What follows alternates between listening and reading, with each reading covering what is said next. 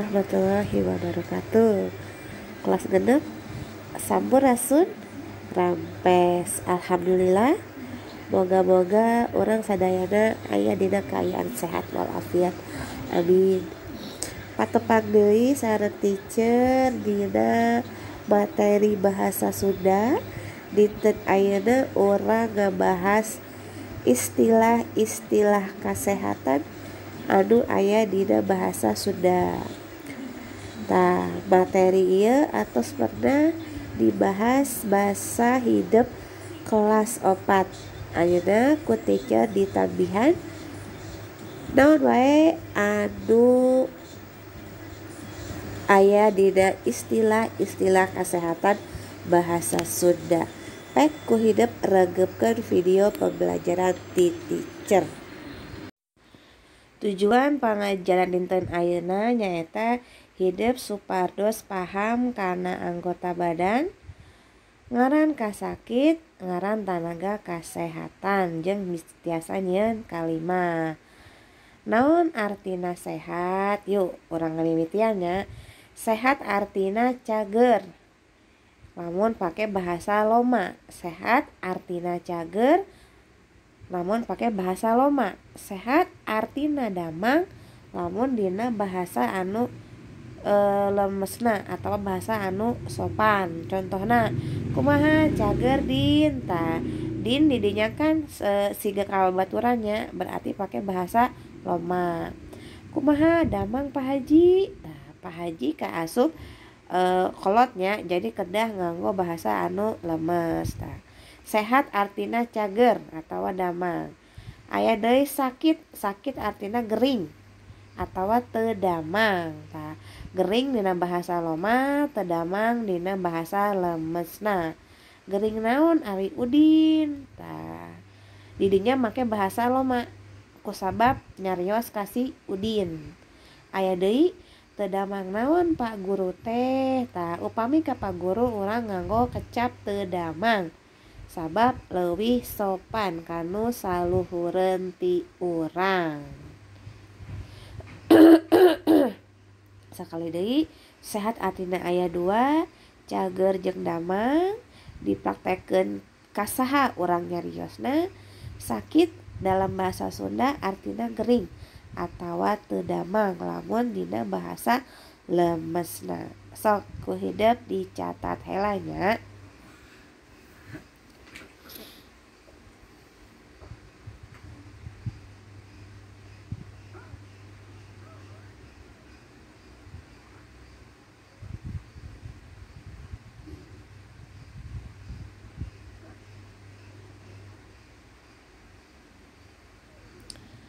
Atosnya ayeuna orang ka ngaran anggota badan anu aya hubunganna jeung kasehatan.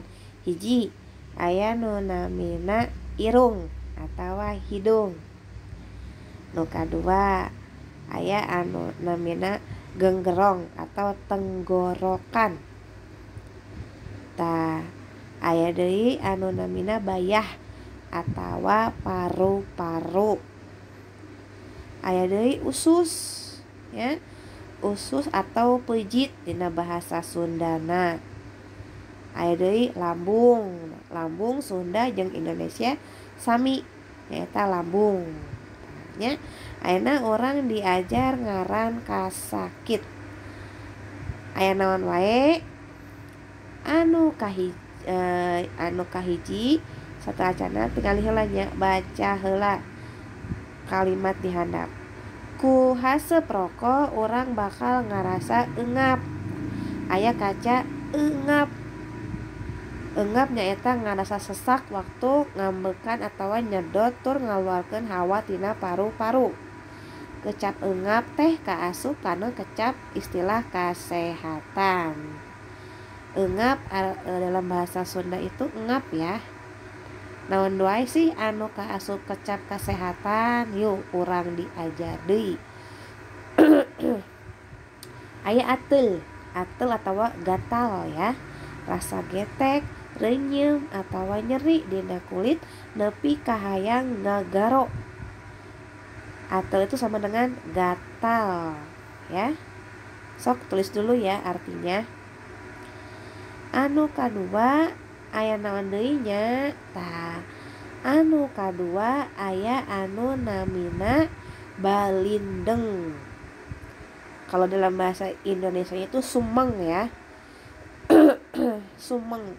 Kalau mau pilek itu suka sumeng atau balindeng dalam bahasa Sundanya. Anu katilu aya deui anu ngaranna atau anu namina barusuh. Tah, barusuh kasakit dina paham asana carenang tuluy borok lantaran panas beuteung atau panas dalam. Barusuh artina sarua jeung sariawan. Aya deui anu namina cacingan. Tahnya cacingan Sunda jeung bahasa Indonesia sami nya cacingan. Kasakit nu dilantakeun ku cacing dina jero beuteung. Cacingan eta namina. Aya deui anu namina aya deui anu namina nyaeta naon tah kali daging jadi. Daging jadi sama aja ya dalam bahasa Indonesia ya. Indonesia sama Sunda sama, daging jadi.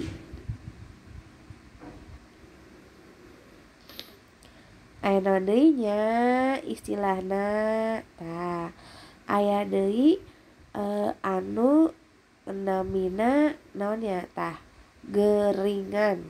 Geringan itu gampang sakit ya dalam bahasa Indonesia. Geringan artinya gampang sakit, sering sakit gitu. Gampang sakit atau geringan dalam bahasa Sundana.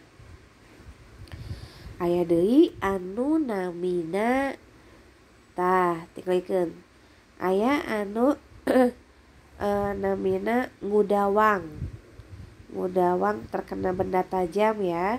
Luka yang diakibatkan terkena benda tajam atau kasura, bisa jadi kasura, bisa diartikan kasura juga.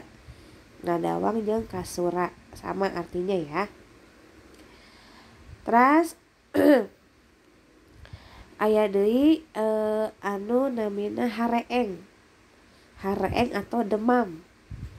Badannya panas menandakan akan sakit atau demam dalam bahasa Indonesianya. Hareeng atau demam.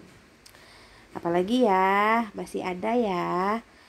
Aya deui anu namina jangar. Jangar. Sakit kepala yang terus-terusan. Ya, itu namanya jangar.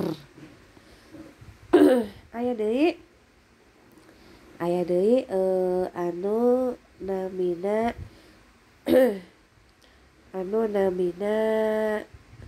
tah gambarna ngarareuy. Nah, naon ngarareuy? Ini sakit badan, apa ya? Bagus nggak apa ya? Sakit terasa dipegal akibat akan flu ya. Nah, ayeuna urang ka ngaran tanaga kasehatan aya saha wae. Nu kahiji aya dokter, aya deui suster atau dokter giginya, aya dokter gigi, aya paraji, aya deui anu namina bidan. Tah eta jalmi-jalmi anu aya dina istilah kasehatan. Tah kumaha tos tariasanya? Ayeuna aya pancen sok ku hidup kerjakeun.